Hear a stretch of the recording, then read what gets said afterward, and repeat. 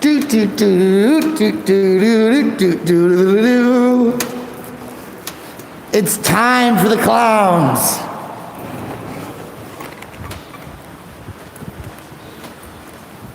Afternoon, gentlemen.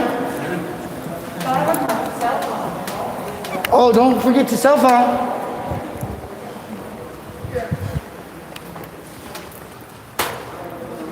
Do, do, do, do, do, do.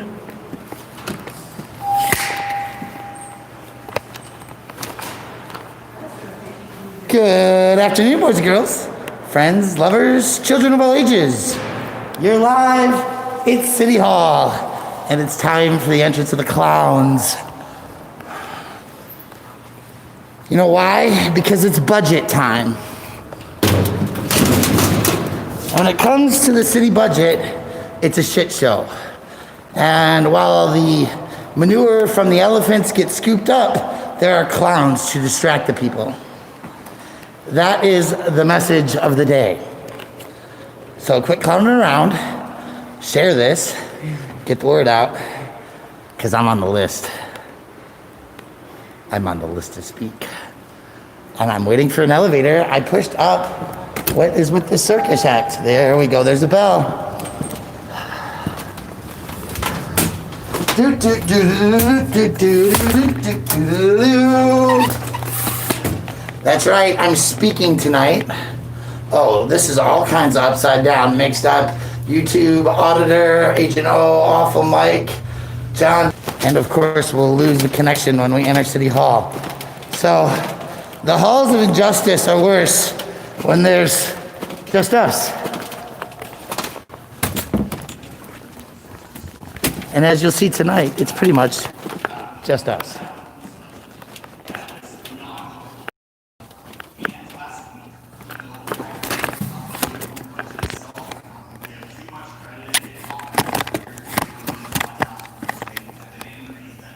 I did. I'm on the list.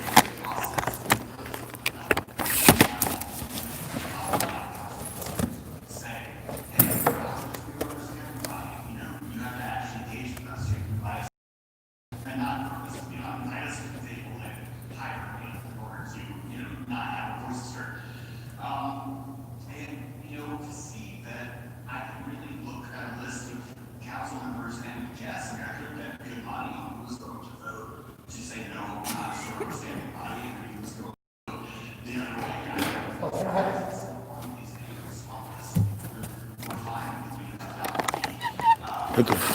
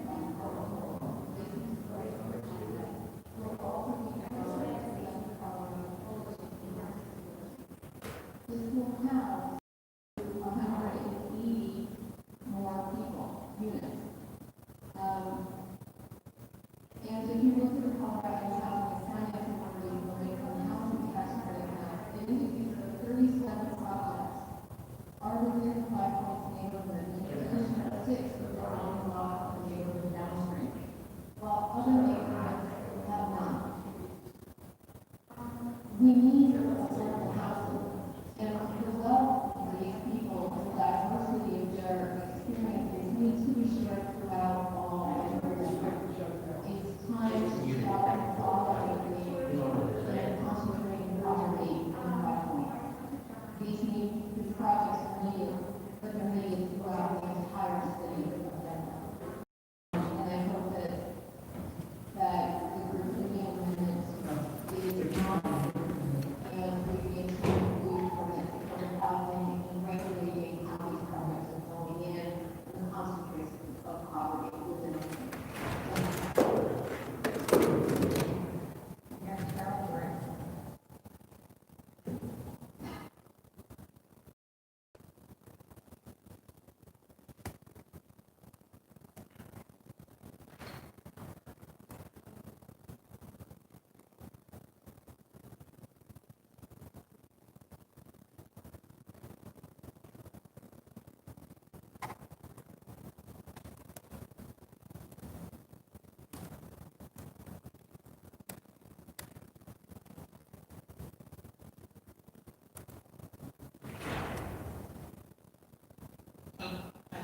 Sorry, I thought you wanted me. I didn't know I did. I'm Carol Grayson. I'm also from District 9. And I appreciate the opportunity to speak to you. I never worked with a hero. 6 years of training and 11 years as a Marine Corps officer, I never worked with a hero. 8 years of law enforcement, I never worked with a hero. My coworkers and I were more frequently in situations that called for heroic acts. We were common workers who did what was necessary, but we're not of noble character. The same officer that puts themselves in danger on one call will use excessive force, perjure themselves, or trample on other rights in another call. I implore the City Council to lay aside the manufactured notion that to wear the uniform is to be a hero. It is not the cop, according to the Labor Department, that risks injury and death. It is the fisherman, the construction worker, and the agriculture worker. There is no bad apple cop versus hero cop. The system does not allow a hero cop. It is a system of brutality and power, built on a perceived need to protect the white rich man's property. That foundation is solid, and the same purpose prevails today. I once asked how some officers get so many arrests. I was told, beat your patrol. You go to Sheridan Boulevard, stop a Mexican driving a beater car, and somebody will have them arrested. The number of arrests you made was an important statistic. Another important statistic was the number of calls that were not dispatched but initiated by officers.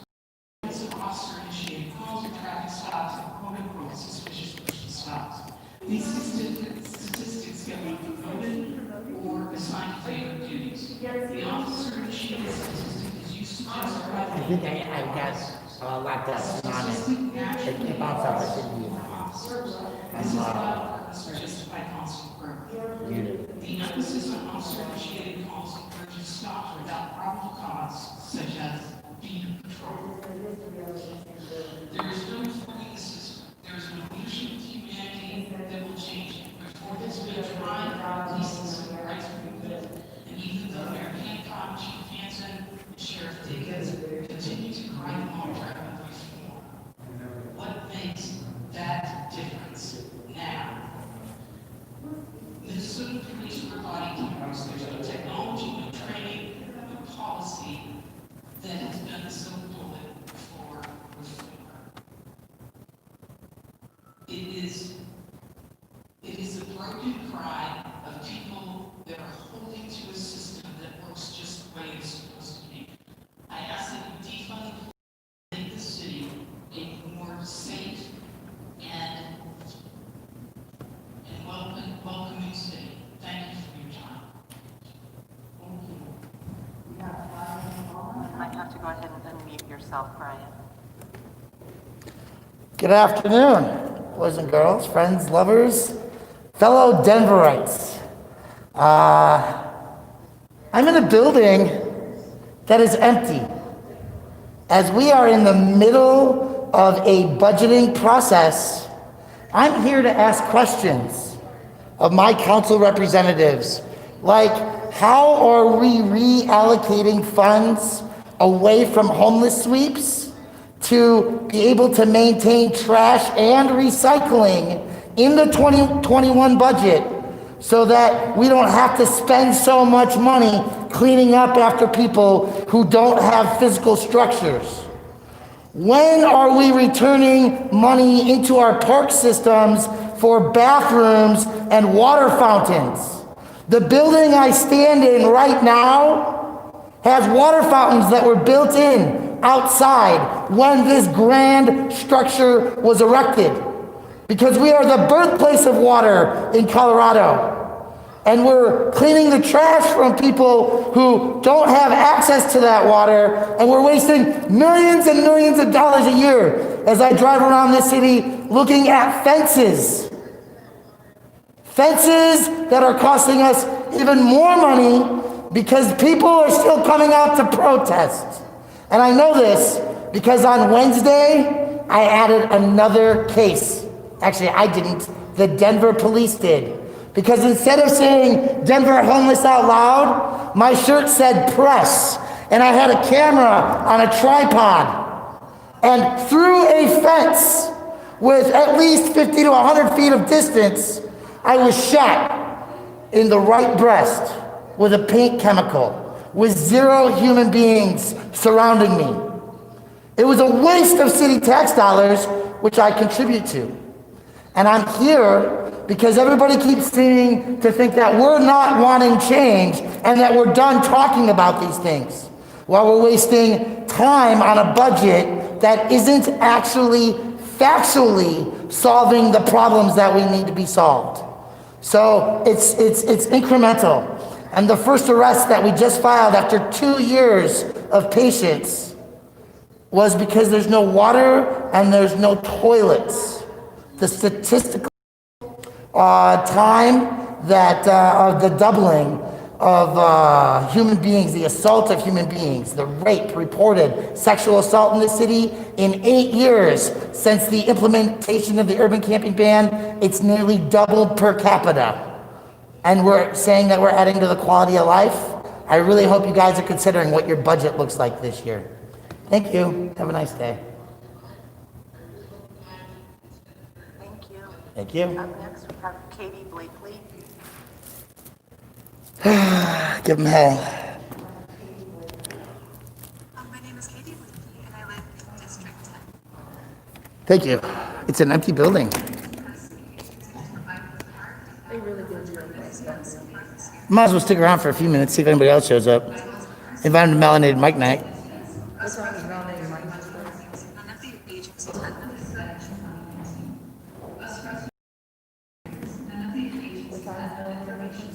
provide council members with even an estimate of how much they spend in personnel hours, contractors, and resources. This note is 4 different agencies present in homeless youth, including the Department of Transportation and Infrastructure, Public Health and Environment, Denver Police Department, and Parks and Rec. As having the city is facing record budget shortfalls is unacceptable for these agencies to not be able to answer that question. And it's unconscionable for the city to continue sweeps when we know that it goes against the CDC's COVID-19 guidance, and that encampment residents have nowhere else to go. The city's refusal to provide sanitation services to our neighbors experiencing homelessness is dehumanizing for them and puts our entire community at risk. In this budget presentation, EDPHE Director Bob McCollum shared his slide outlining $432,000 passed for programming that helps people struggle with mental health and substance use issues. Key impacts included mental health and substance misuse treatment, as well as an increase of drug use and overdose deaths. A few slides later, this plays out at a $50,000 per day increase for contracted forensic pathologists to perform an increased number of autopsies necessitated by the increase in overdose deaths. The city is scaling back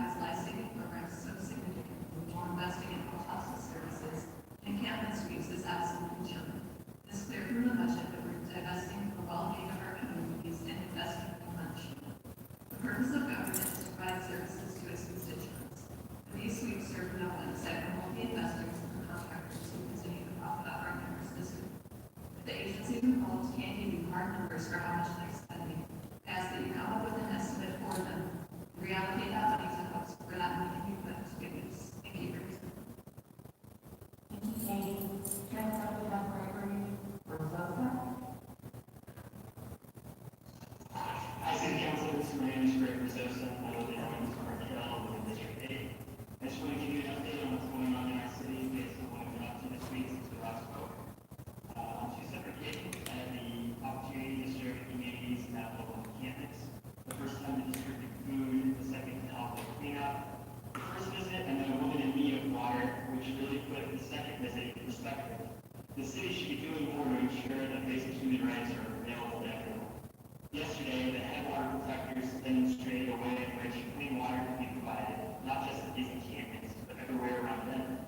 Local businesses can easily write off any increased water usage. Protocols can be established to keep them sanitary, and it could be something our communities can really get behind. The temperature also dropped this week, so please keep that in mind as we continue to drag our feet in hoping to get people off the streets and out of the elements. I was asked for winter clothing at both visits. I also made out some marches on Wednesday and Saturday, the first in support of Breonna Taylor, given that it's justice of the grand jury. Yet inspiring in both the size of the crowd and the moving words of the speakers who breathed with us that evening. Imagine my disappointment the next morning when our local paper displayed a picture of the march under a headline that reported on the news of violence in Louisville, ultimately mischaracterizing a peaceful gathering event. On Saturday, the March for Black Women was yet another powerful event in which the community came out in support of women who are often lionized, yet routinely abused and taken for granted. Imagine my disappointment when after the event, two men who were walking from Lynchburg Park were cited and detained for something that the police couldn't have had probable cause for. I didn't realize stop and frisk was a part of the EQ protocol. I also finally had an opportunity to distribute literature to those who were being evicted regarding how to apply for the federal moratorium. We've been doing this for about a month now and have collectively dropped off information in close to 600 homes, along with providing home support. While the news of the governor's orders and of course is welcome, I can't fathom what the situation will be in 3 months when it all expires in the dead of winter, mid-flu season, as the pandemic rages on. Which finally brings me to my overarching concern. I went to the park to pick up literature as a PCE from the DPOD, and near the pickup spot was a children's party in which none of the kids or adults were wearing masks. It's been 8 months since the first case of COVID was detected in the U.S., and fatigue is leading to a decrease in vigilance at a time when we should be most concerned. We simply haven't been doing enough to keep people safe. During the budget presentation for DPD, a recurring theme throughout was safety. But when I say that we need to have a compassionate response to economic hardship, I don't think that the police is having the tools to do that. Please reject the mayor's budget, consider decreasing the police budget by 50%, and start working on a plan that will give our communities a chance to get through all of this impact. Constituents are out here doing the work. Please listen to them. Thanks, Greg. Our last speaker this evening is Jesse Harris.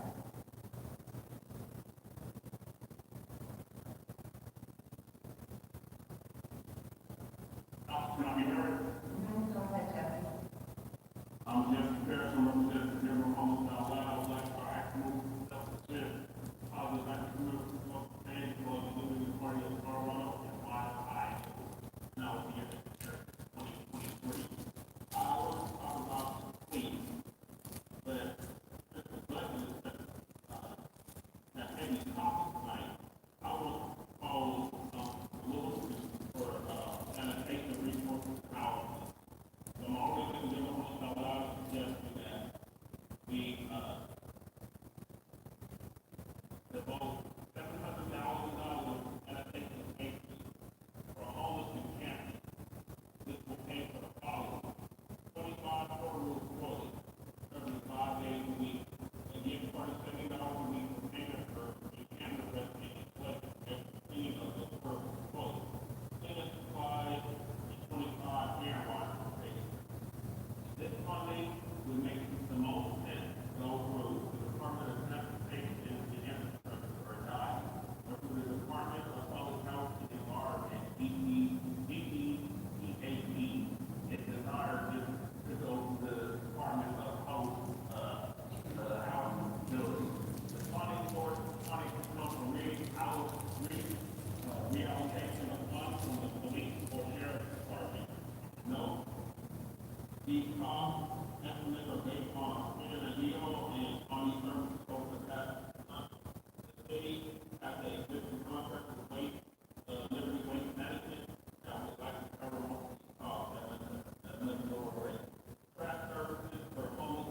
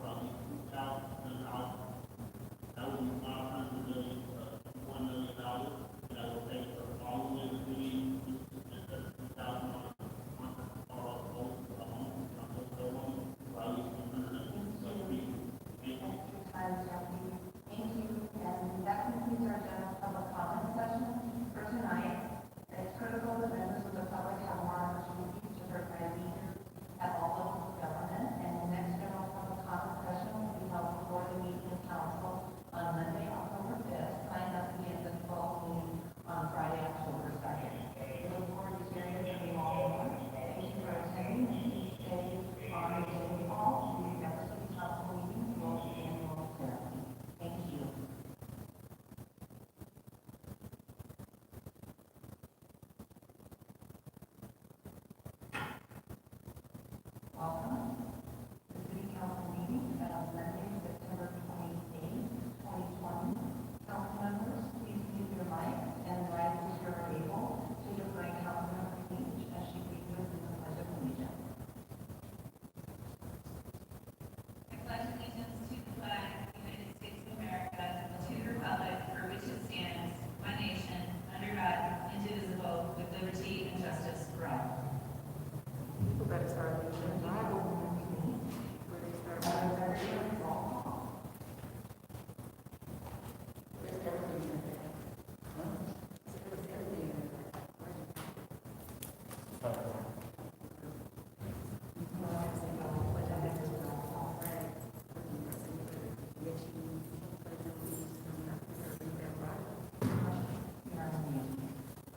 Can we get a little volume, please?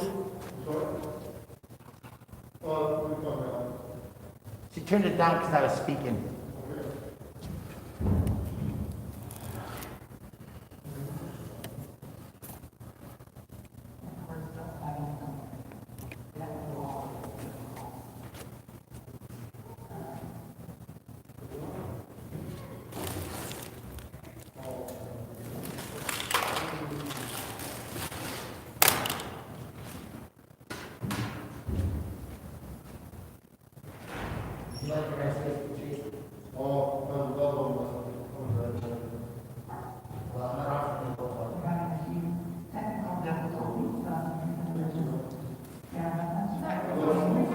Is that enough? Is that enough for volume?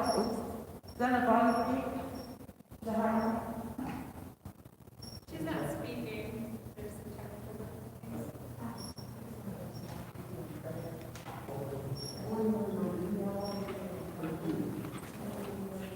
Oh, no, they You brought enough for everybody. I know, I appreciate it, but I'm trying to, and a baby, I'm trying to lose the baby. I'm following to a strict marching diet. Yes.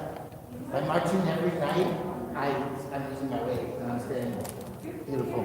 Actually lost the COVID 30 in like that 70 days plus of straight marching. All right, thanks for bearing with me here. Indeed. Sometimes people want to do it live. Here. Sulaga. Here. Clark. Here. Here. Kernan. Here. Hines. Here. Cashman. Here. Page. Here. Ortega. Here. Sandoval. Here. Sawyer. Here. Torres.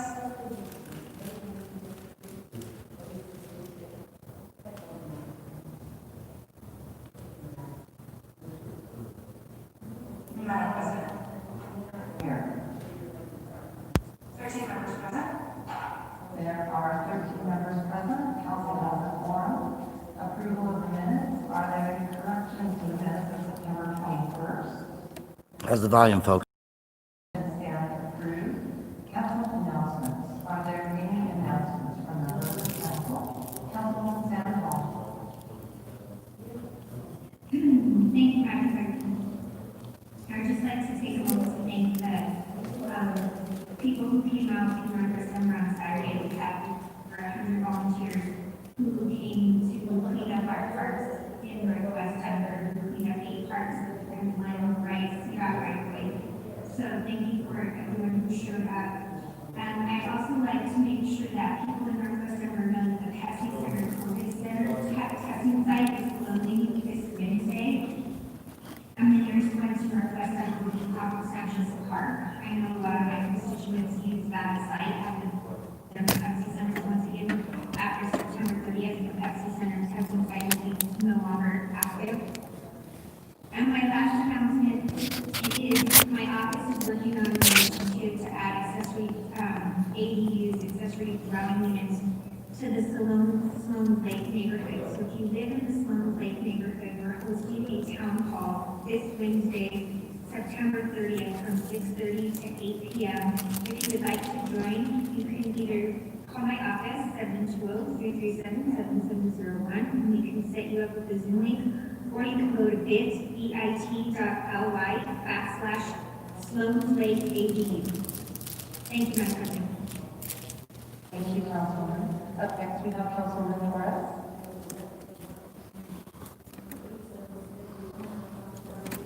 Thank you so much. Three quick announcements. On Wednesday, the 30th, there'll be a public meeting about safety improvements for Kentucky in the Westwood neighborhood. The entire stretch will see some improvements from Morrison Road all the way to Federal Boulevard. It will be virtual, so go to any of our social media platforms for more of the information, or email us at district3@federal.org. The second is we're gathering input from youth grades 7 to 12, as well as folks who might work directly with youth in the West area plan. Help us lay out the future of our neighborhoods.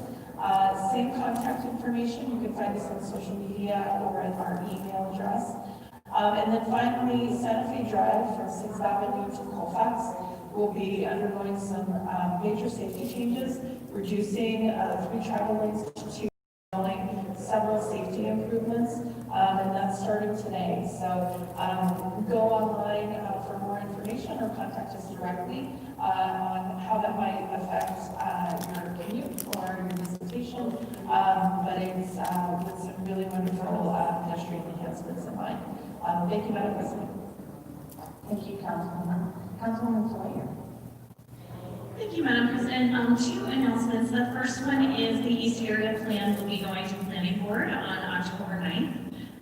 So everyone who would like to register their opinion or speak at Planning Board, please go to denvergov.org/eastplan to find out more information about the East Area Plan and how to sign up to speak at Planning Board.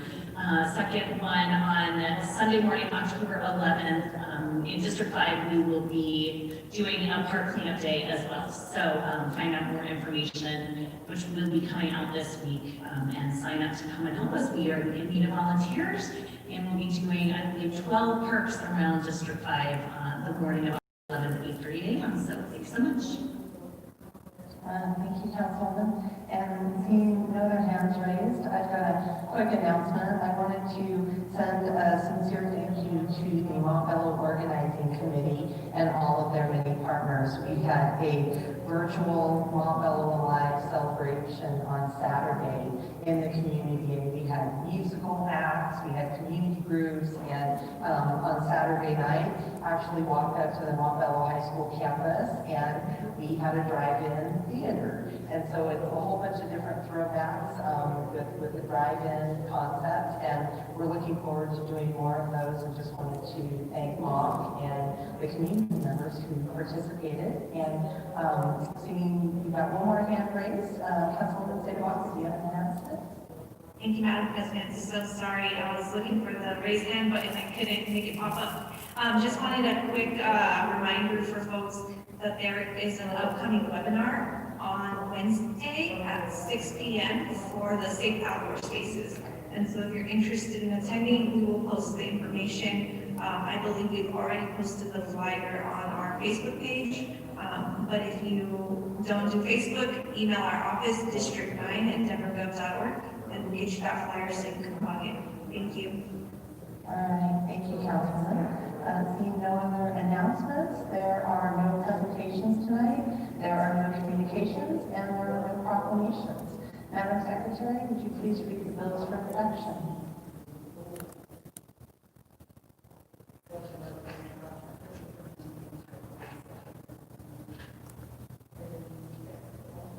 All right, can I be heard? We got you. Okay, got the mic back, thank you. From business, arts, workforce, and aviation, 2889. Other than an ordinance concerning the airport facilities of the city and county of Denver, authorizing the issuance to the city and county of Denver, Colorado, for and on behalf of the Department of Aviation, Airport System Revenue Bond Series 2028, in the maximum aggregate principal amount of $225 million for the purposes of defraying the cost of the Series 2028 refunding project. The city and county of Denver, Colorado, for and on behalf of the Department of Aviation, Airport System Revenue Bond Series 2020B, in a maximum aggregate principal amount of $110 million for the purposes of defraying the cost of the Series 2020B refunding project. And the City and County of Denver, Colorado, for and on behalf of the Department of Aviation, Airport System Revenue Bond, Series 2020B, and last one, aggregate principal amount of $809 million for the purposes of defraying 2020B refunding project, and providing other details in connection therewith, providing the amount, terms, and other details of such bond, authorizing the execution of certain related agreements, ratifying actions previously taken, providing for other related matters, and providing the effective date of this ordinance. 2890, bill for an ordinance concerning the airport facilities of the City and County of Denver, authorizing the issuance of City and County of Denver, Colorado, for and on behalf of the Department of Aviation, Airport System Broadband Revenue Bond Series 2020D, in the maximum aggregate principal amount of $750 million for the purposes of defraying the cost of the Series 2020D refunding project, and providing other details in connection therewith, providing the amount, terms, and other details of such bonds, authorizing the execution of certain related agreements, ratifying actions previously taken, providing for other related matters, and providing the effective date of this ordinance. From Finance and Governance, 2912, a bill for an ordinance designating certain properties as being required for public use, and authorizing use and acquisition thereof by negotiation or through condemnation proceedings with fee simple easement and other interests, including any rights and interests related or applicant to properties designated as needed for the traffic and pedestrian safety improvement project at the intersection of West Kentucky Avenue and Morris Road and West 44th Avenue and Wolf Boulevard. 2915, a bill for an ordinance making a rescission from general fund contingency, making an appropriation in the general fund, and making a cash transfer to the coronavirus emergency response special revenue fund to support Denver housing needs exacerbated by the COVID-19 pandemic. 2935, a bill for an ordinance restating Article 10 of Chapter 53 of the Denver Revised Municipal Code to establish a temporary maximum fee that can be charged for third-party food delivery services in the city. From Land Use, Transportation, and Infrastructure, 2916, a bill for an ordinance relinquishing portions of the easement established in High Point Subdivision Filing Number 3, recorded with the Denver Clerk and Recorder at reception number 2020036 to 314, located near the intersection of North Argonne Street and East 66th Place and East 65th Avenue and North Salem Street. 2929, a bill for an ordinance changing the zoning classification of 1290 William Street, Cheaton Park. And 2930, a bill for an ordinance approving and accepting the East Central Area Plan, which plan shall become a part of the Comprehensive Plan 2040 for the City and County of Denver, pursuant to the provisions of Section 12-61 of the Denver Revised Municipal Code. Thank you, Madam Secretary. Council members, this is your last opportunity to call out an item. Councilmember Kanice, will you make the motions for us this evening? Yes, Council President. Thank you. I'll do a quick recap. Under resolutions, no items have been called out. Under bills for introduction, Councilmember Sawyer has called out Councilman Knight for questions. Under bills for final consideration, no items have been called out. No items have been called out. The first item up is Council Bill 912. Councilmember Sawyer, please go ahead with your question. Thanks so much, Madam President. This bill, is Lisa promoted? Can we please promote her? We will get her promoted. Thank you. Well, she's getting promoted.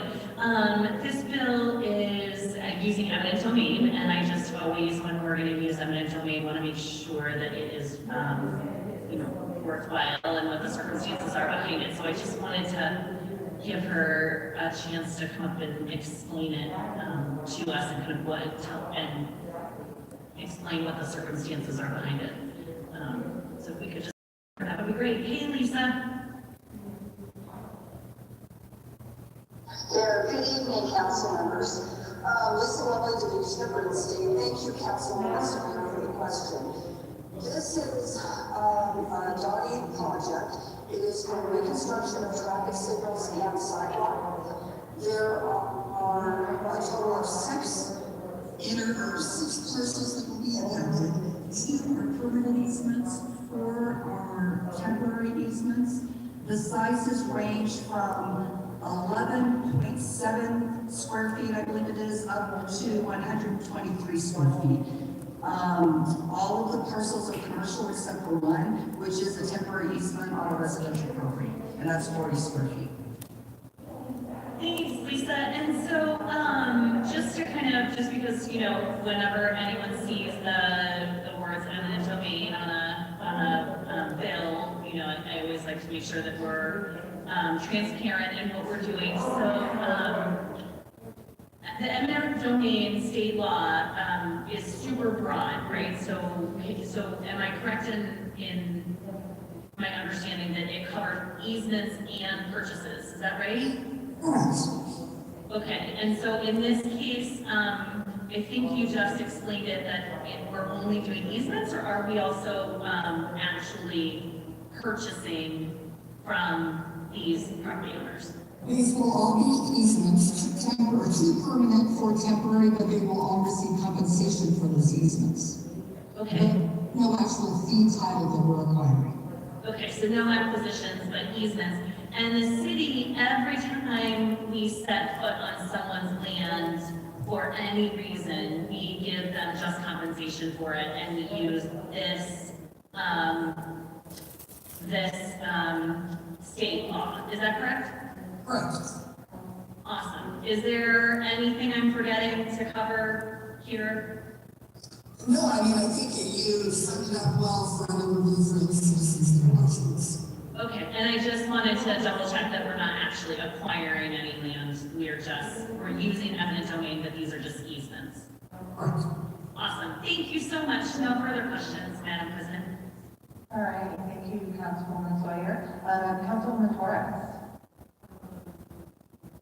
Thank you, Madam President, and I appreciate Councilman Sawyer explaining kind of the extent of what's happening here. 4 of the 5 easements are in Council District 3 along Morrison Road at an intersection of Morrison and Kentucky, which is part of a couple of different improvement projects that have been in the works for quite a while. One that was started by Councilman Lopez, which improved the traffic signal at Morrison and Perry.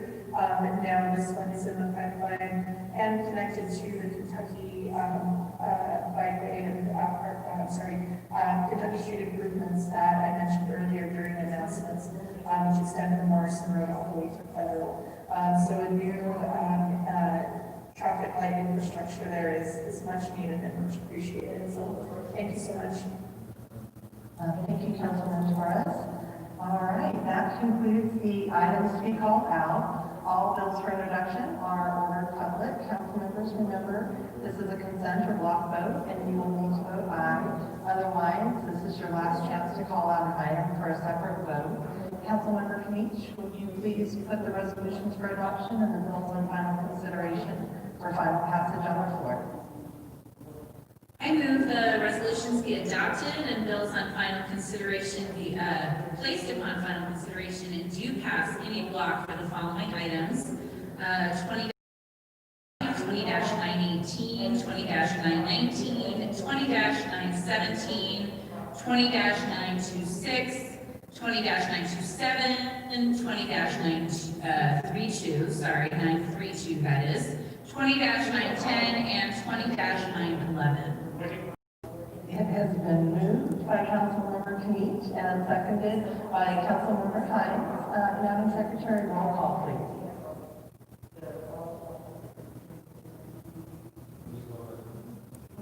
Black. Aye. Cedarbacher. Aye. Clark. Aye. Flynn. Aye. Herman. Aye. Hines. Aye. Cashman. Aye. Kniech. Aye. Ortega. Sandoval. Aye. Sawyer. Torres. Aye. Madam President. Aye. Madam Secretary, close the voting and announce the results. 13 ayes. 13 ayes, the resolutions have been adopted and the bills have been placed upon final consideration and do pass. Tonight, there will be a required public hearing on Council Bill 813, changing the zoning classification for 55, 65-101 South Colorado Boulevard, and 51-97-101 Colorado Boulevard, and 98 Harrison Street, and a required public hearing on Council Bill 815, changing the zoning classification for 50 South Calumet Street, 39 South Calumet Street, 10 South Lapan Street, and 101 South Santa Fe Drive. Anyone wishing to speak on any of these matters must go on the line and sign up during the recess. If there are no objections from members of council, we will take a 10-minute recess. Council members, please remember to turn off your cameras and mute your microphones, and we'll return at 6:02 p.m.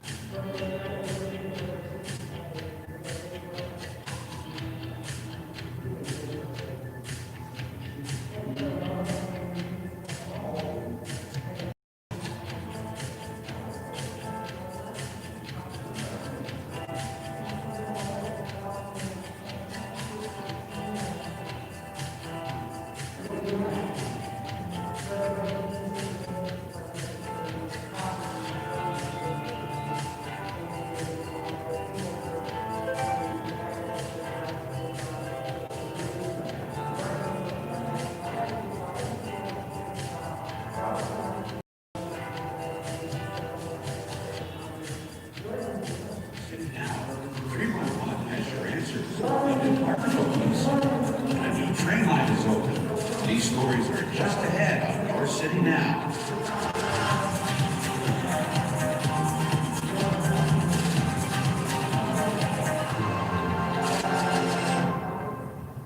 Earlier in September, a Denver District Court judge ruled that the city's camping ban was indeed constitutional. This reverses a ruling made back in 2019, saying that the ordinance was unconstitutional. Judge J. Eric Ellis' ruling states essentially that the city's ban does not criminalize status, it criminalizes an activity. An array of hope for a potential temporary designated campsite for homeless campers quickly turned to disappointment.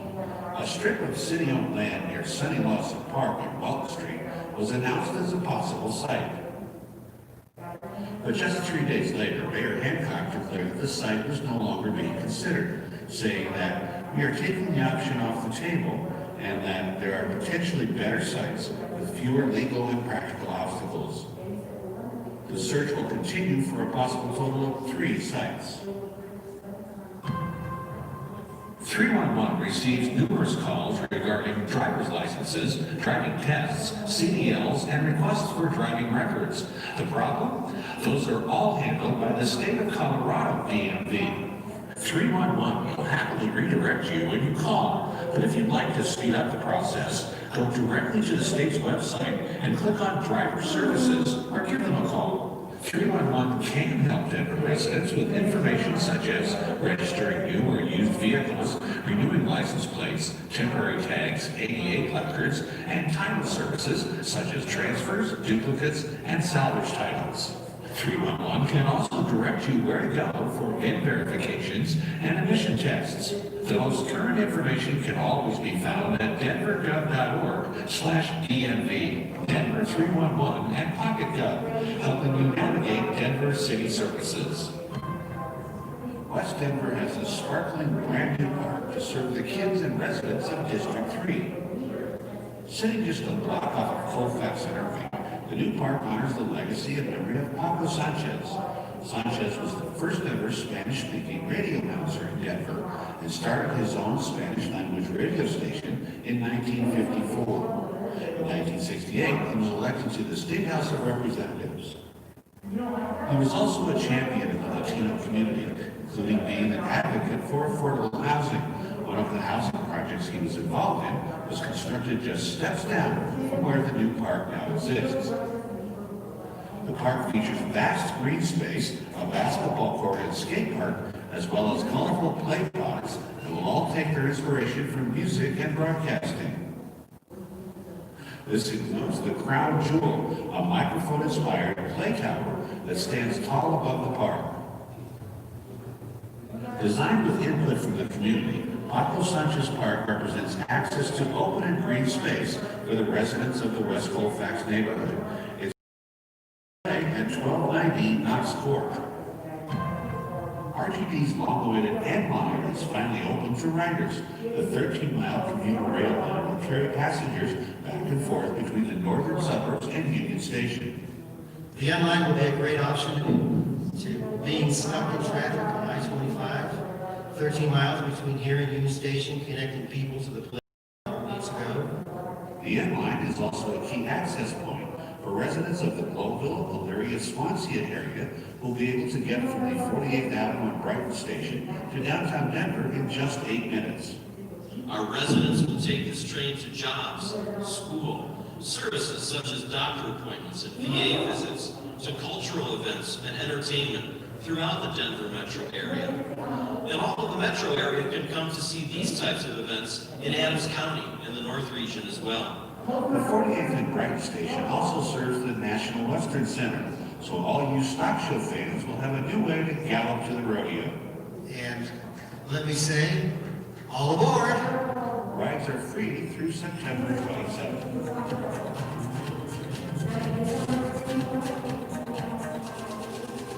You can catch new episodes of Your City Now every Friday. Thanks for watching, Denver.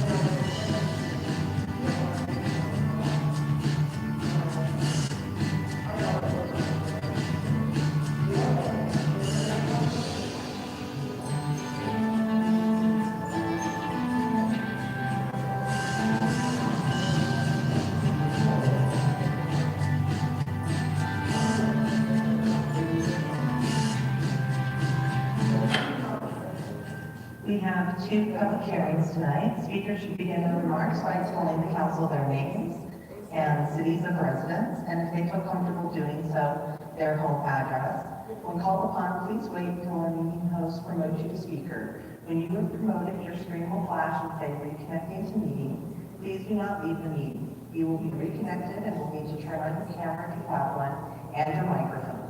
If you signed up to answer questions only, say your name and note that you are available for questions of council. Speakers will have 3 minutes. There's no yielding of time. You will see your time flash on the screen when you have 30 seconds left. Speakers must stay on the topic of the hearing and must direct their comments to the council members. Please refrain from profane or obscene speech. Direct your comments to council as a whole, and please refrain from individual or personal attacks. First up, we have Council Bill 0813. It's a bill for an ordinance changing the zoning classification for 55, 65, 101 South Colorado, 51, 97, 101 Colorado Boulevard, and 98 Harrison Street in Cherry Creek. Councilmember Keith, will you please put Council Bill 813 on the floor for passage? I move that Council Bill 813 be placed upon final consideration and do pass. And moved, and thank you for the second, Councilmember Flynn. The required public hearing for Council Bill 20-0813 is open. May we please have the staff report?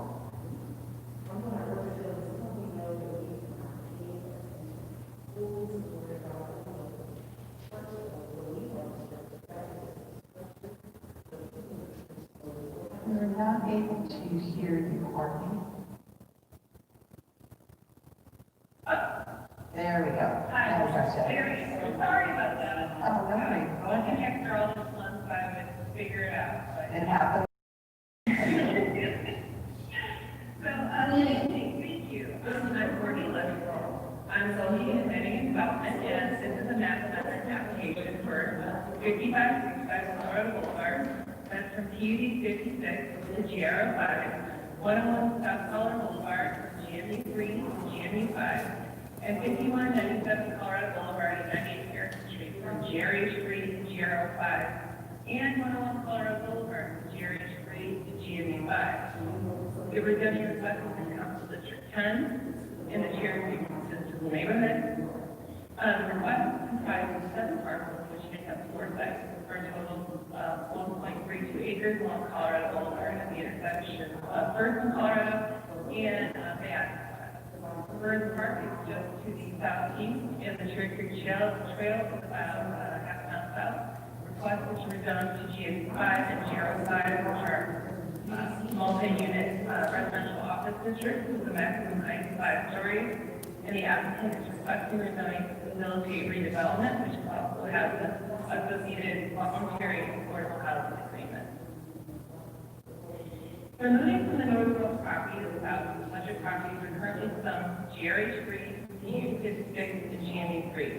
Generally, the Cherokee East sub-area is a mixture of the general urban context and PUD zoning with some three-story mixed-use commercial zoning along First Avenue. The subject properties are also located within the Cranmer Park viewplain.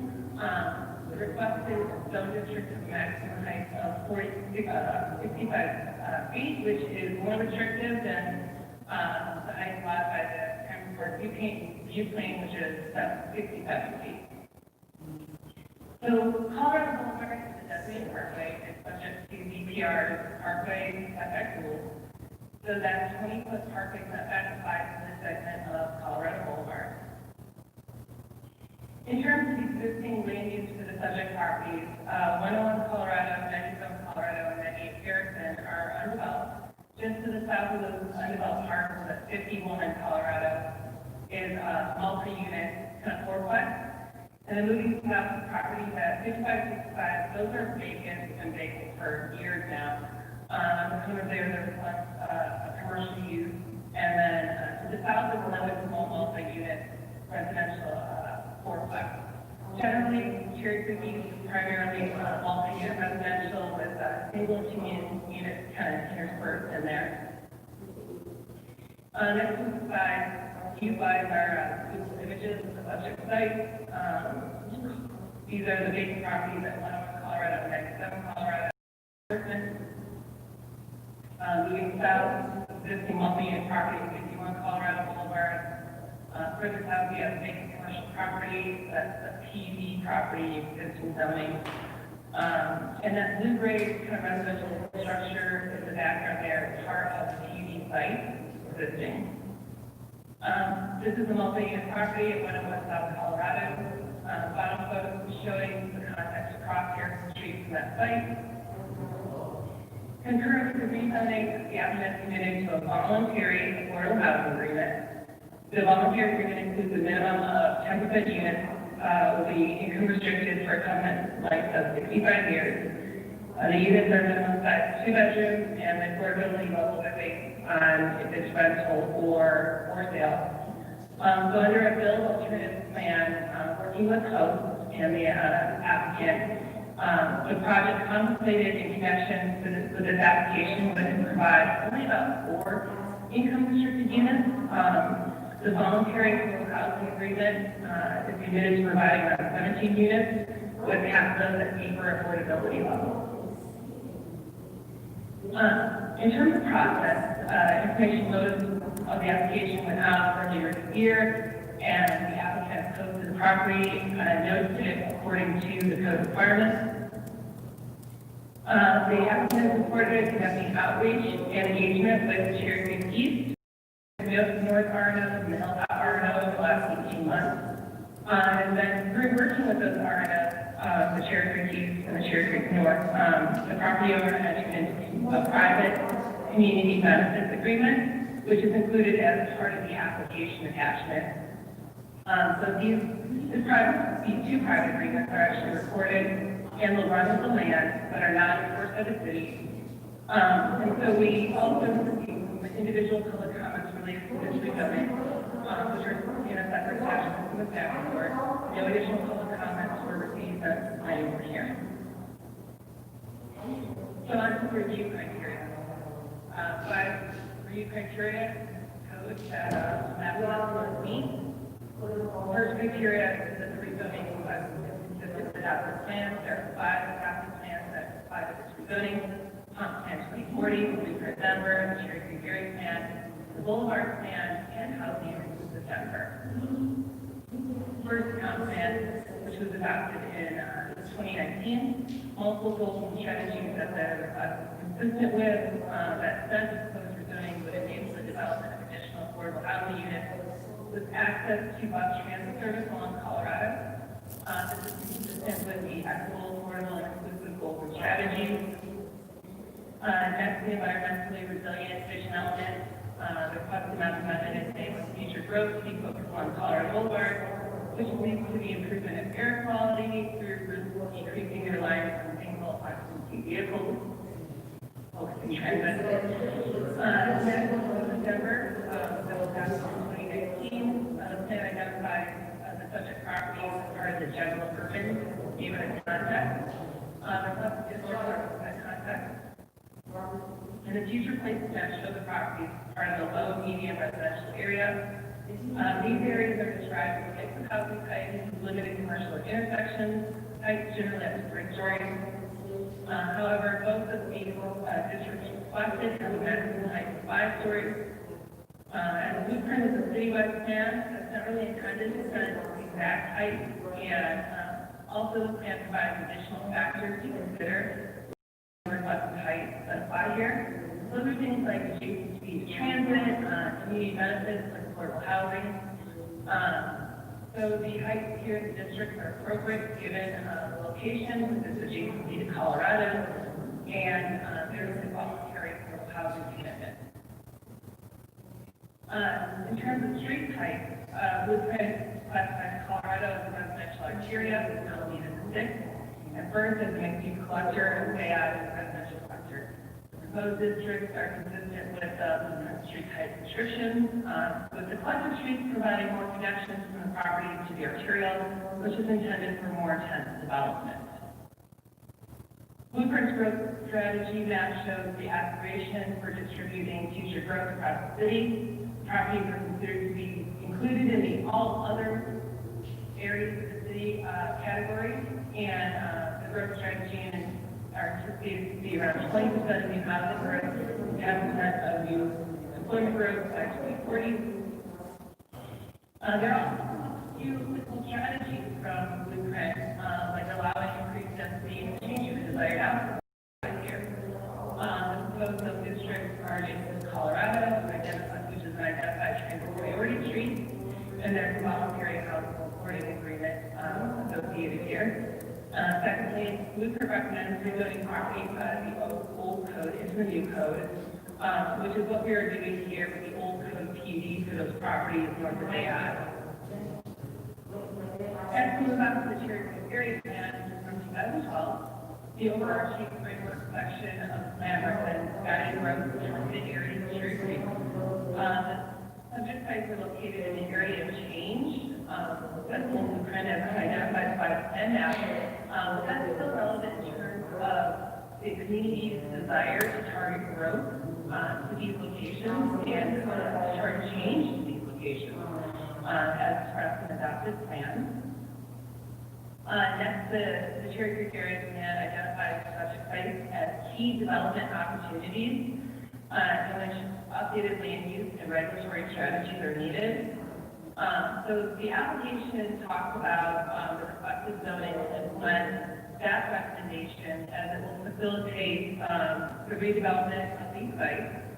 Also, the small area plan specifically calls out desperately needed sidewalk improvements along Colorado Boulevard in this location. As you can see the condition of the sidewalks there. That's the location that the plan says to focus improvement as development and redevelopment occurs. So the plan is really relying on redevelopment to implement the plan recommendations here.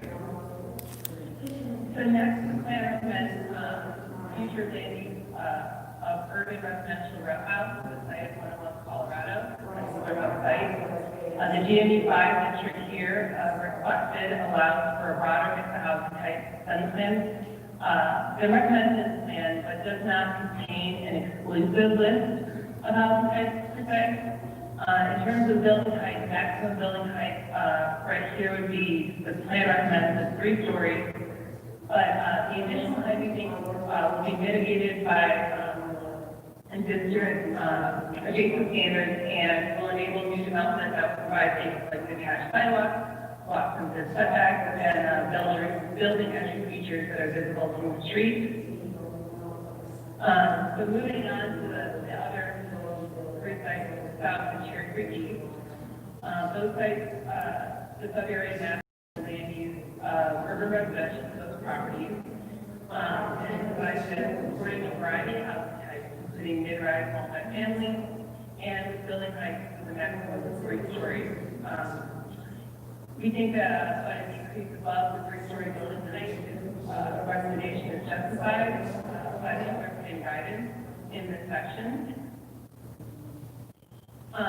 So the plan highlights that the existing condition of Harrison Street is a half block, creating a significant challenge for redevelopment. The plan recommends addressing these development challenges, noting that the importance of the subject properties in implementing the desire for Harrison Street. Secondly, the plan specifically recommends reinvestment at first in Colorado and calls up the need to rezone PUDs as well.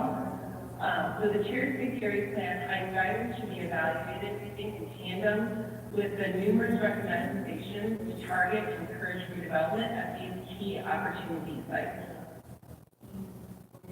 So next we'll move on to the Boulevard Plan adopted by the Council in 1991. At the time of the adoption and subdivisions of South Colorado, accommodating a wide range of development types.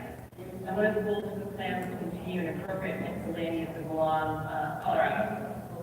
So the requested rezoning enhances that mix of uses and is consistent with the plan. Next, housing inclusive Denver, adopted in 2018. The plan recommends supporting the development of new, affordable, mixed income and mixed use housing. So there's a voluntary affordable housing agreement associated with this application, and given that commitment, that would enable additional affordable housing opportunities, and that's consistent with the plan. Moving right along, the requested zoning meets next 2 criteria will result in the uniformity of district regulations and will further the public health, safety, and welfare. The application asserts that the rezoning enables development that will increase activity, improve access to safety, improve walkability, and physical activity.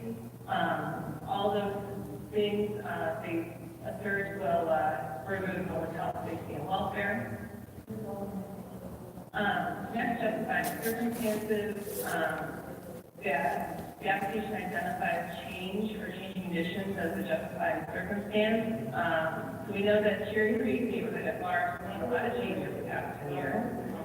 Specific examples are outlined in the staff report, and then we also have the properties again at PUD, which also justify the rezoning. So we think that rezoning properties to a Denver zoning code, GR5 district is in public interest to ensure more consistent and higher quality development outcomes, and is justified. So the final review criteria comes out consistency with requested zone districts and the respective context, purpose, and intent descriptions on the code. They're in the general urban context, so that's consistent there. And the proposed zoning is consistent with the purpose, general purpose, and specific intent statements of GR5 and GU5 districts, and so it will allow multi-unit residential up to 5 stories within the character of the general urban context. So in conclusion, PD finds that all members of the code criteria have been met with regard to approval of the master plan application. We have staff from host Andrew here to answer any questions about the affordable housing agreement, and the applicant also is available for your specific questions. Thank you. All right, thank you, Courtney, for that staff report. Tonight, council has received 2 written comments on Council Bill 813 There are 2 submitted comments in favor of the application and no submitted comments in opposition of the application. All members of council who are present were sent these comments and have certified that they have read each of the submitted written comments. Do council members need any more time to read all of the written testimony that was submitted? If you do, please raise your hand. Seeing none, council secretary, let the record reflect that all written testimony, both in favor and in opposition of Council Bill 813, have been read by each member of council, and all written testimony will be submitted to the official record of the hearing. We have 16 individuals signed up to speak this evening, and first up we have Antone Abbey.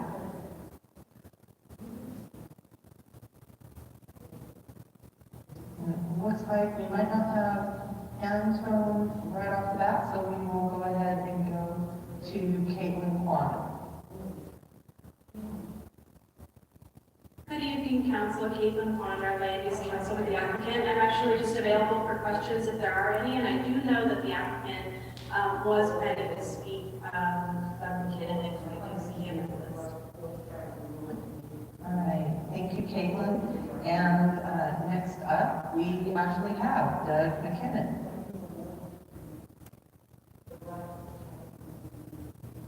Go ahead, please, Doug. You might need to unmute yourself.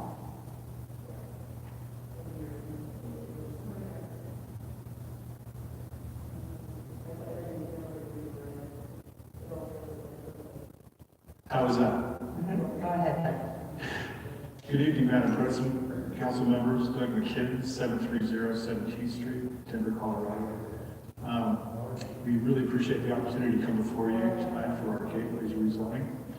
What you have in front of you represents about a year and a half of work, really aggressive collaborative work between the R&O representatives, CPD, host, and my team. My team members, Caitlin, for Land Use Council, Phil Workman from Community Outreach, and certainly Bill Moon and Dylan Quinn from Tribal for Land Use Planning are available for any questions you might have on the details. When I began this acquisition, what I was looking to do was fix what I felt was a very anomalous situation. We had 4 very distinct parcels on the eastern edge of Cherry Creek that represent very real gateway opportunities. We worked very hard to understand the challenges. There was some very real geometric challenges to the sites with the existing zoning. And through a collaborative process with the RMOs, we were able to find a consensus around the development concept, as well as consensus with CPD relative to plan guidance. We have documented that development consensus in a good neighbor agreement that is now recorded against the land. That will preserve the concepts that the neighborhood has agreed to, and will also ensure responsible development activity as these sites go into production. In addition, we've found common ground with host relative to actually building affordable housing, not just paying a fee in lieu. We're very proud of that. We dug deep and found a consensus relative to the size of the units and the discounts relative to affordability. So those units will be income restricted for 65 years as corporate years. In addition, as part of these development concepts, we're looking to truly improve the dangerous intersection at Colorado and First. Part of our concept is to remove the free right in and free right out on First Avenue. We will be reutilizing the existing right-of-way to better accommodate both safety for vehicular and pedestrian interactions, but also, most importantly, improve accessibility for the entire neighborhood. We are available for any questions you might have, and we look forward to your approval tonight. Thank you. Next up, we have Phil Workman. Or, you know what, let me, we were trying to get kind of opposing and for, so we had next on the list actually William Moon. Go ahead, William, please. Well, thank you. As Mr. McKinnon said, William Moon, 1620 Logan Street, Denver. Been working with Mr. McKinnon and our team to envision what could be designed on this property if the rezoning were approved. And I think what's important to echo staff's comments were the 5 adopted plans, working with each of those plans, really to create something that is a new model for this area. The properties in question along Harrison are truly half block, which creates many restrictions to development, including service access. We've listened, we've done over 30 neighborhood meetings, and believe that we have met the criteria that the neighborhood has asked us to consider, and those are reflected in the private development agreement. In particular of note is that we are adjacent to protected zone districts, which have required setbacks and step downs to assure that development scale is appropriate for the neighborhood, and the natural is still capable of coming into the neighbor's yard. So I'm available for questions as needed. Thank you. Thank you. Next up, we have Phil Workman. Hi, can you hear me? Go ahead. Phil Workman, 7523 East Gate Place, Denver, Colorado, 7230. As Bill mentioned, and did as well, we've engaged a very robust community outreach program. We commenced this in December of 2018, so we've been at it for a while, but it was very important to do something special here because it is the Cherry Creek Gateway.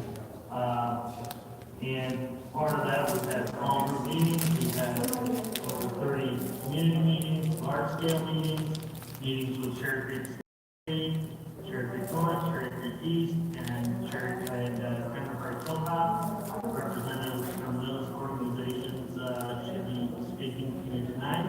So we're very proud of the outreach we've done, and I'm available for questions as well. Thank you. All right, thank you, Phil. Next up, we have Bill Tanner.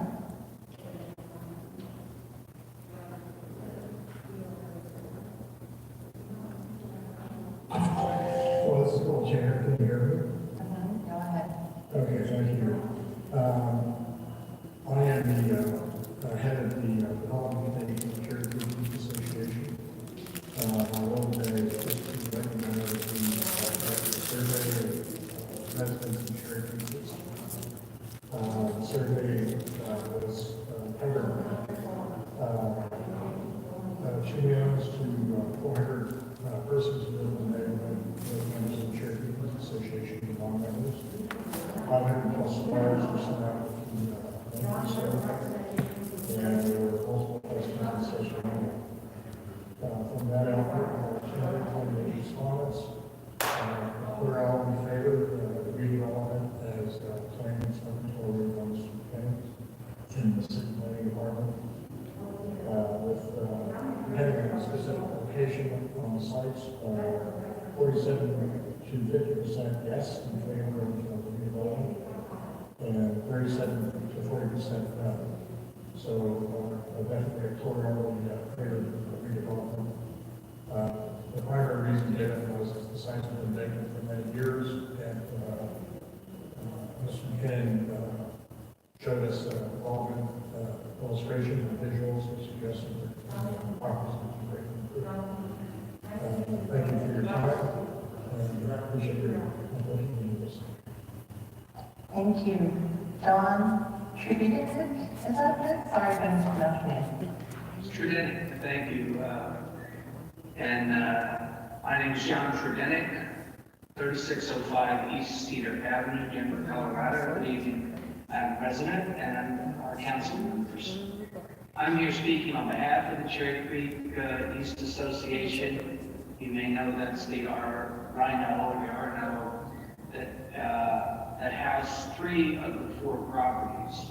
I was president of the association last year, worked with Bill Tanner, who headed my development committee. I served as a board member this year, and I've been authorized to speak on behalf of the board.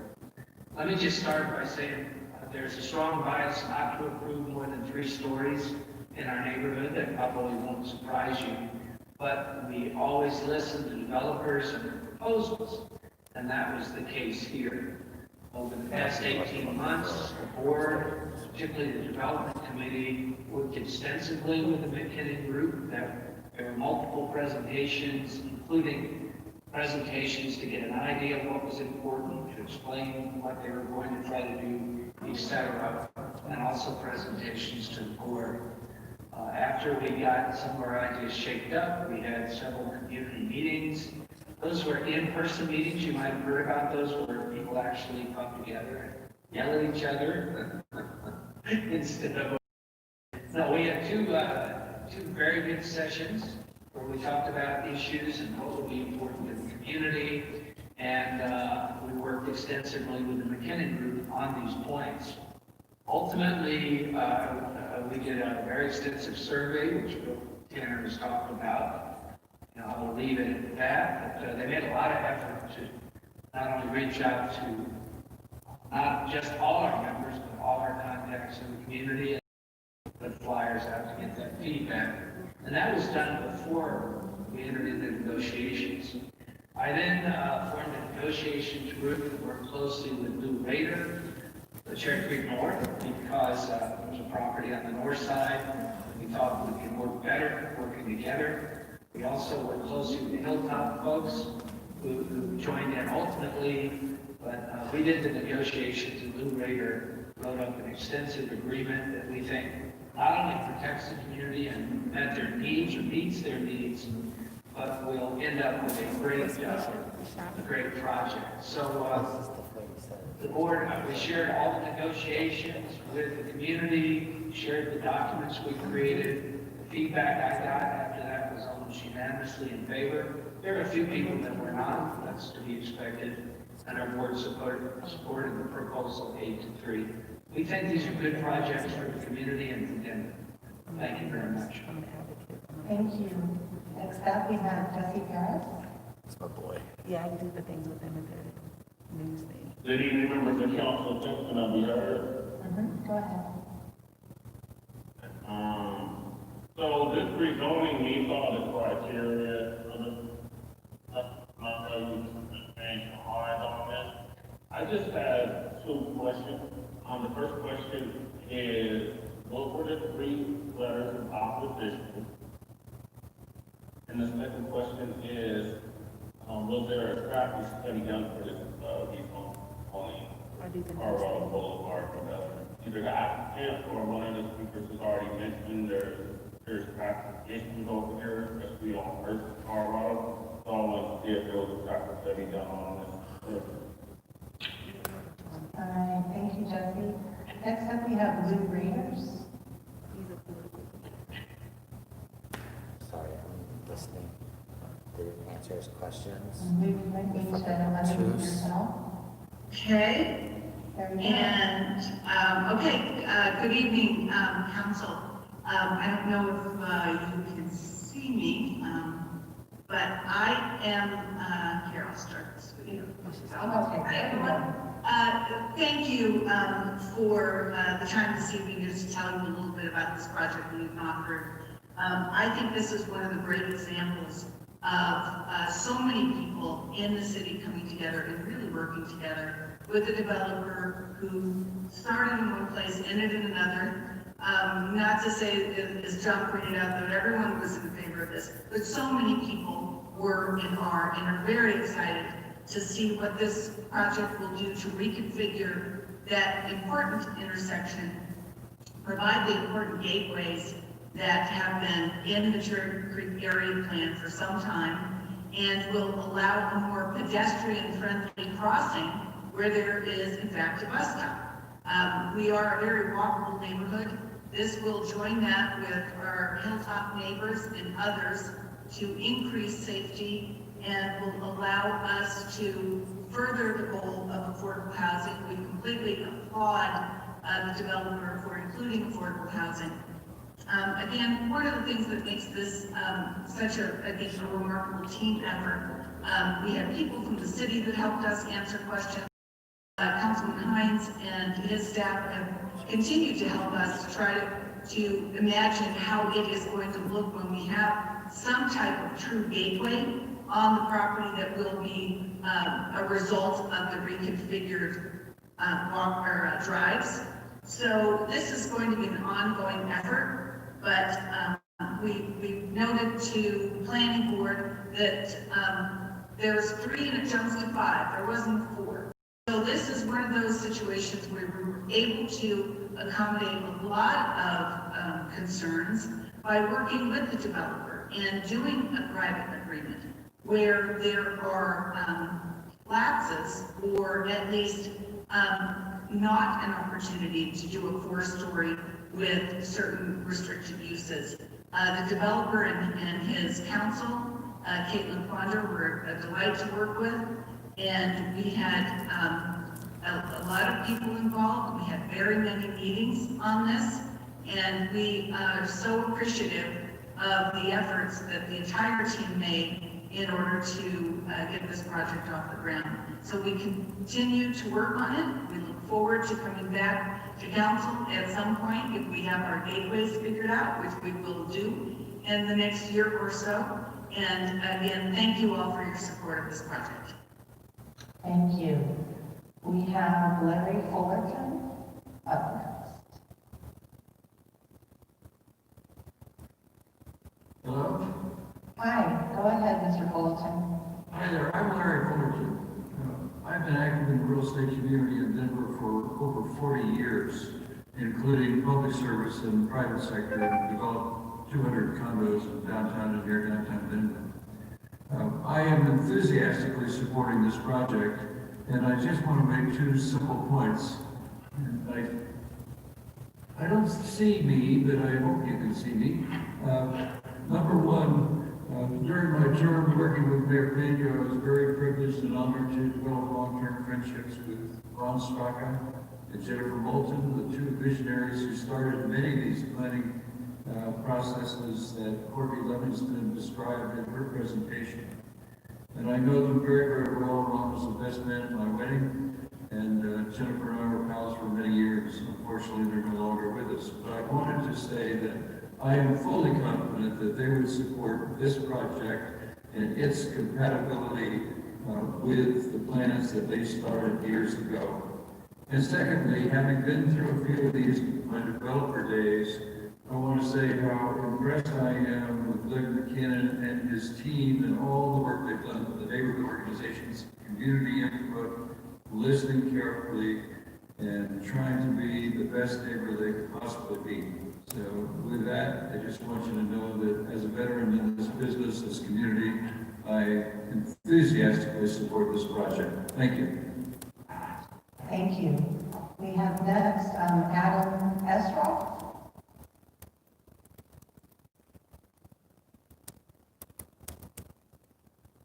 And Adam, you might need to unmute yourself. Yeah, sorry about that. Can you hear me? Yeah, go ahead. Yeah, my name is Adam Estroff. I'm at 361 Eladi, and also speaking on behalf of UD Denver. We support this project. It's going to add affordable housing and more abundant housing to an area of the city that is at no risk for displacement, and an area of the city that has, a huge proportion of jobs. 80% AMI isn't, everything, but this will be housing teachers, store managers, people who work at the restaurants in Cherry Creek can use. Some of those folks can use. So thank you, council, for approving this. And while I'm glad that the neighborhood, and everyone could come to a compromise, I'm not sure how great it is that we're allowing people to dictate what future neighbors can have on their balcony. But thank you very much for your support. Thank you. Up next, we have Dylan McClellan. Hello, can you hear me? Go ahead. Oh, great. So thank you for having me, first of all. I'm an architect, tribal architect, who's representing the applicant for this project. My colleague Bill Moon spoke nicely about the project, covered most of my points here. A couple things I just wanted to add a little more detail on. First of all, I'm sure the area plan, which has been referenced quite a bit here, it specifically, it unequivocally identifies these sites as. So that term gateway is not something that we kind of made up. It was referenced several times in that document as a kind of important entries in the Cherry Creek neighborhood. And so I just want to point out that, rezoning in this location is not going to set precedent, because that document is kind of what we're leaning on primarily for the justification for the rezoning, and every site obviously can be a gateway site. So no precedent set there. I also want to point out the fact that, this is obviously primarily a residential neighborhood in this district. These particular sites are on Colorado Boulevard, which is arterial street. So if additional height is going to go out anywhere in the neighborhood, this would be the place to do it, kind of a boundary condition along high-speed arterial. Furthermore, even though the 5-story zoning is what we're going for here, the private development agreement will limit this to 4 stories. And to layer on top of that, there are setbacks in the zoning code, upper story setbacks. So as you approach the neighbors on interior lot lines, the building will transition from a 4-story building down to a 3-story building, and then down to a 2-story building at the edges. So it won't be completely at scale with the neighbors. And then finally, with these new zoning designations that we're seeking here, the ground level setbacks will be increased as well. So all in all, we think the combination of these different zoning restrictions and the gateway locations makes this an appropriate project in this neighborhood. Thank you. We have David and Parker. Hello, Council.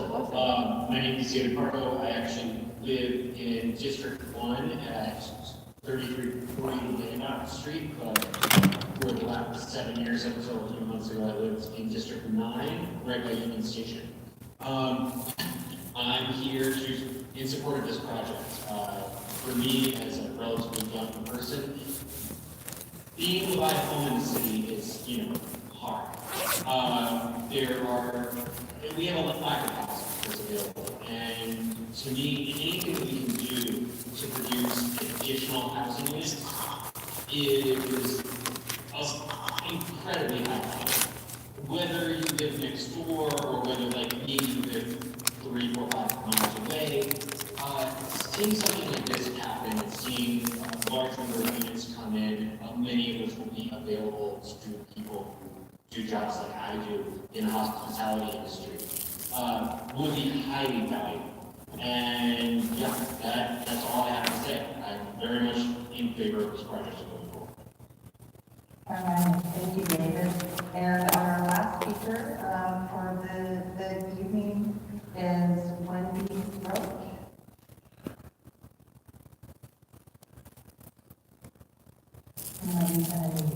Yes.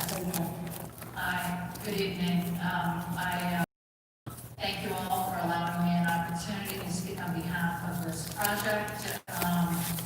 My main support of this project is that it's a project that's going to activate and elevate this major arterial corridor as envisioned by their neighborhood plans. And I also appreciate all of the hard work that Lou Raiders and John Kerdenick and all of the folks in both of the Cherry Creek R&Os did to make this project work, along with Doug McKinnon and his team.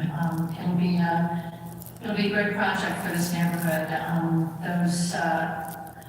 Those parcels have vacant lots as long as I've been here in Denver, which was 1997. And along a major arterial in our city, that's a shame. And it's an incredibly challenging a couple of parcels on First Avenue and Harrison to develop. So I'm glad that Doug McKinnon and the TriBud team who have a deservedly well-respected national reputation are going to be tackling this project and making it work for the neighborhood. So thank you for your time, and I hope you support the project. Thank you, Wendy. Would you mind introducing yourself for the public record, please? I'm sorry. I'm speaking as a individual member of the Hilltop neighborhood. I live on the 600 block of Birch Street. I'm a member of the board of the Primer Park Hilltop R&O, and I became acquainted with the project while I was president of the R&O when I was invited by the Cherry Creek East and North R&Os to learn about the project and help them do outreach to our neighborhood, which I want to point out has been very robust. I'm no longer the president. There's a new president, it's a transition period, and our R&O has supported this this project and submitted a letter of support for it. Thank you. Very good. Thank you, Wendy. That concludes our speakers, members of council. Questions from members of council? Councilman Hines. Thank you, Madam President. May I ask Mr. Bergman a couple questions about the project? Okay. We'll go ahead and get him back into the panel. And we might end up just leaving him in here. Good evening, sir. So a few questions for you. This zoning allows for 5 stories. I think I caught the answer to this in previous testimony, but I'll ask you anyway. Will this development be 5 stories? Actually, and I think Caitlin, who's also here, can probably speak to the agreement as well as the readers more than I can, but per the good neighbor agreement, we're going to 4 stories. I think what you're considering tonight is the zoning is made an agreement to 4 stories per the good neighbor agreement. And I guess I was asking you on behalf of the developer. I was hoping to ask the same question on behalf of the neighborhood, just to make sure that everyone's on the same page. Yep. So, but if you think I should ask Ms. Ponder, then I'm happy to ask. Yeah, I think she could probably. Okay, super. Sorry to misdirect the question. No worries. Councilman, good evening. Caitlin Ponder, Land Use Council for the applicant. Phil's correct. We entered into a private development agreement that Blue Raiders on behalf and John Shadenick on behalf of Cherry Creek East and Cherry Creek North Neighborhood Associations negotiated and drafted. And that private covenant is signed and recorded against all of the properties, and that would limit it privately to the 4 stories. So while you are considering a 5-story zoning tonight, privately it is limited, and the developer is very committed to the 4-story limitation. Thank you. Yeah, thank you. And I guess part of the reason why I'm asking is I know that there was some discussion about the height of this development, and so I just want to make sure that that there was a discussion, and that ultimately I want to talk about how there was compromise that was made, because I think the original proposal for from the developer's perspective, for Mr. McKinnon, was for 5 stories, and I think the original proposal from the residents was for 3 stories, and so I think it's interesting and compelling to show that there was a compromise made at 4 stories. So let's see. So I guess one other question that was asked by one of the people testifying, was there a traffic study created or conducted for this particular development, or in advance of the development?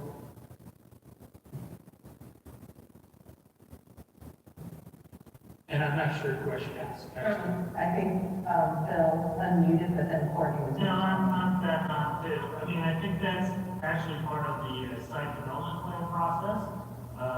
Usually a traffic study is required. I see, answer that as well, but not as part of the rezoning, but that's when that will come in. And you're muted, Mr. Kennedy. Yeah. Is that working now? Yes, sir. Councilman Hines, we, as part of this rezoning, committed to a traffic study when we move forward towards this site development plan. A pure traffic study with amorphous zoning was not going to be a valuable piece of information, but we fully recognize the need for a traffic study before we submit a site development plan. And in fact, that is a affirmative and specific obligation under the Good Neighbor agreements. We're doing a traffic study. Great.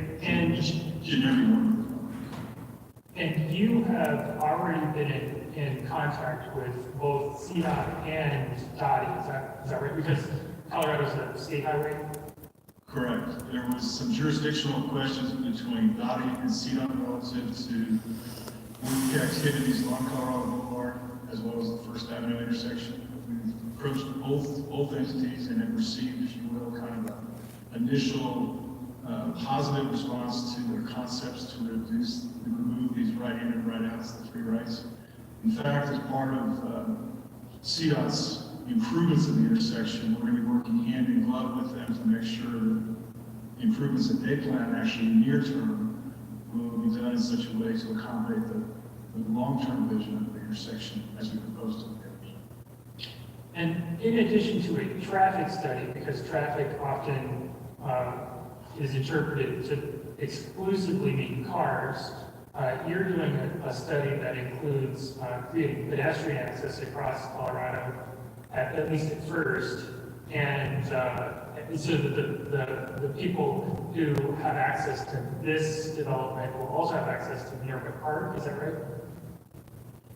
Correct, Councilman. We specifically on the First Avenue Gateway, there will be a removal of what is today sort of, in our minds, very unsafe pork chops, if you will, for sort of a small respite as you cross the larger Colorado Boulevard.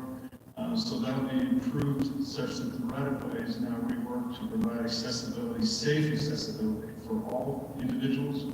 And on the Bayonne intersection, what we've contemplated is the continuation of the bike lanes such that the bike lane concept can actually allow for, as well as pedestrian access into Burns Park, which, as we all know, is sort of a kind of a strange, unutilized, great piece of green space in the middle of our city.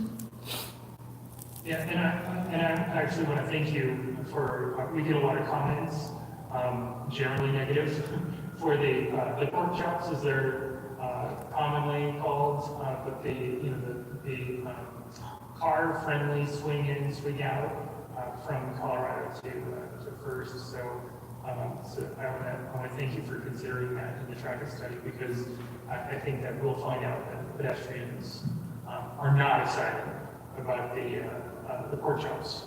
I mean, we certainly know through feedback, but I think we'll understand empirically for this study as well. So I don't think I have any other questions. So thank you, Madam President.